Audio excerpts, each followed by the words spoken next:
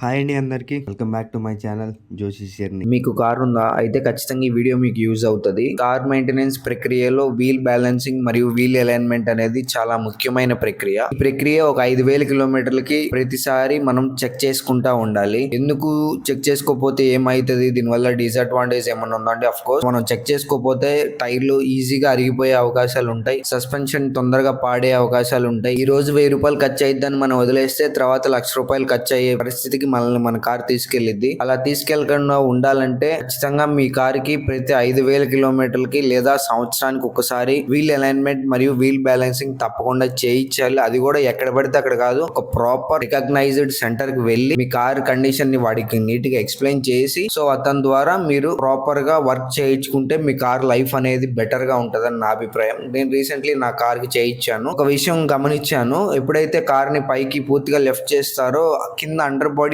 Rest అనేది form అవుతుంది. ఇప్పుడిప్పుడే ఆ కార్ తీసుకున్న ఆల్మోస్ట్ 3 years దాటింది. ఇప్పుడిప్పుడే స్టార్టింగ్ రెస్ట్ ఫామ్ అవుతుంది. ఏదైనా స్టార్టింగ్ లో రికగ్నైజ్ చేసినప్పుడు దానికి ట్రీట్మెంట్ తీసుకోవడం బెటర్. అది మన హ్యూమన్ బాడీ అయినా మిషన్ అయినా సరే ఆపేయాలని చెప్పేసి దీనికి ట్రీట్మెంట్ కోసం యాంటీ రస్ట్ కోటింగ్ వేయించాను. నీట్ గా దాని మీద బ్లాక్ కలర్ కోటింగ్ వేస్తాడు అనమాట. ఇది ఒక 3 to 4 years సెక్యూర్ గా ఉంటది. ఆ తర్వాత మళ్ళీ 3 to 4 years తర్వాత మళ్ళీ యాంటీ రస్ట్ కోటింగ్ వేయించుకుంటే మరీ బెటర్. రెగ్యులర్ గా కార్ ని మెయింటైన్ చేసుకునే వాళ్ళకి ఇది ఒక బెస్ట్ టిప్ అనమాట. మీ ఏరియాలో ప్రొఫెషనల్ వర్కర్స్ ఉంటేనే వెళ్ళండి. ఎక్కడ పడితే అక్కడ దయచేసి మీ కార్ ని వాళ్ళకి అప్పజెప్పి పాడు చేసుకోవద్దు. అది టైర్లు అయినా సరే, వీల్ అలైన్మెంట్ అయినా సరే, ప్రాపర్ యాంటీ రస్ట్ కోటింగ్ అయినా సరే. ఇంకోటి వాషింగ్ చేయిస్తారు చాలా మంది. వాషింగ్ అంటే ఏదో పై పైన సబ్బెట్ రుద్దేయడం కాదు, బాడీని కంప్లీట్ గా పైకి లేపించి కార్ ని అండర్ బాడీ మొత్తం వాషింగ్ చేయించి ప్రాపర్ గా క్లీన్ చేయించాలి. ఈ విషయం వాటర్ వాష్ చేయించేటప్పుడు రేడియేటర్ ని కూడా కొంచెం వాష్ చేయించండి. కొంచెం రేడియేటర్ దగ్గర కూడా ఎయిర్ పెట్టించండి, లేదా వాటర్ పెట్టి కొంచెం ఫోర్స్ గా కొట్టించండి. ఎందుకంటే రేడియేటర్ లో మనకి తెలియకుండా డస్ట్, పురుగులు లాంటివి పడతా ఉంటాయి. దాన్ని క్లీన్ చేస్తే ఫ్యాన్ మంచిగా తిరుగుతుంది, ఏసీ మంచిగా వస్తుంది. ఎండాకాలం కదా, ఎండలో కార్ పెట్టేసి ఏసీ రావట్లేదు అంటే కుదరదు. వీలైనంత వరకు ఎండలో కార్ పార్క్ చేయకుండా ఉండటానికి ప్రయత్నించండి. ఎక్కడన్నా చెట్టు కిందో లేకపోతే ఎక్కడన్నా నేడున్న ప్లేస్ లోనే పెట్టండి. ఎవ్రీథింగ్ కార్ అనేది,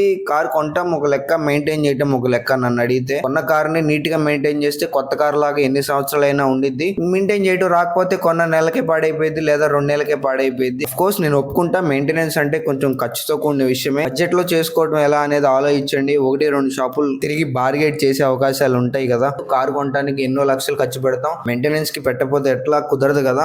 సబ్స్క్రైబ్ చేసుకుని టచ్ లో ఉండండి, నాతో చెప్తాను ఇలాంటి ముచ్చట్లు బోల్డ్ అని.